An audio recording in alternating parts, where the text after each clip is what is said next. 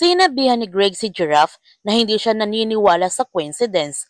May isang bagay lang siyang ipinagtataka. Si Isabel Escalera. May binanggit ito kay Andres.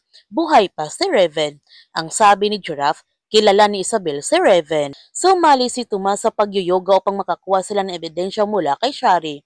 Dahil pakiramdam ni Gab na may relasyon sina Shari at ang yoga instructor nito. Ngunit nabigo si Gab na makakuha ng ebidensya dahil wala siyang nakikita na sweetness sa dalawa.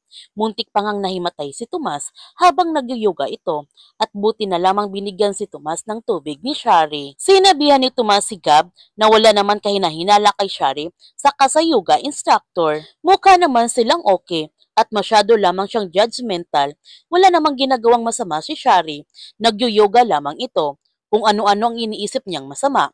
Alam niya kung ako sa kanya, kahit paminsan-minsan, magpagpag siya ng sama ng ugali. Nagalit si Gab sa mga sinasabi ni Tomas kaya umalis siya nito. Habang si Andres may nagreply na sa kanyang mensahe at sinabi naman ng kapitan na doon niya dinala si John mula kay Christine Cononan, isang social worker. BSWP. Sobrang masaya si Apple sa magandang balita dahil talagang buhay si John at makikita na nila ito.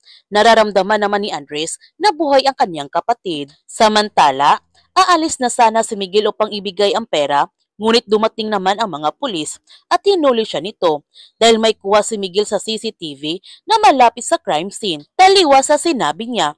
Kaya pinusasa na nga si Miguel. Sinabihan ni Miguel si Christine na balikan niya ang kanilang anak, hindi pa sila tapos. At nakiusap siya nito na bantayan niya na mabuti ang kanilang anak.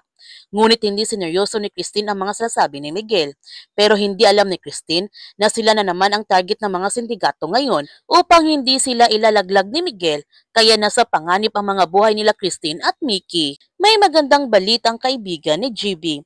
May nahanap itong program sa US, Cutting Edge Gene Therapy, para sa mga pasyente na kagaya ni GB. Kaya nilang pigilan ang paglala ng sakit ni GB.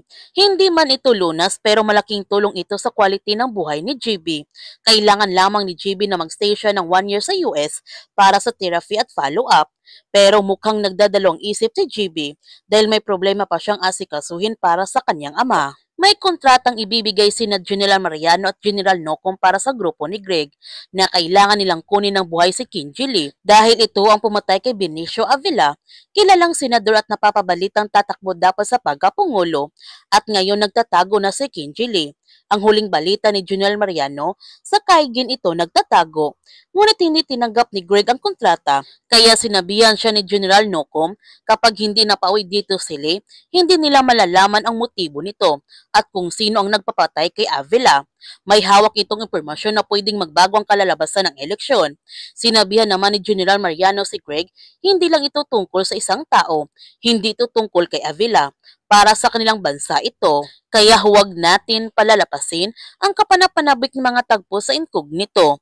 Kung bago ka pa channel ko, don't forget to like, subscribe, and click notification bell para palagi kang updated sa mga videos in-upload ko. Thank you for watching and God bless to everyone!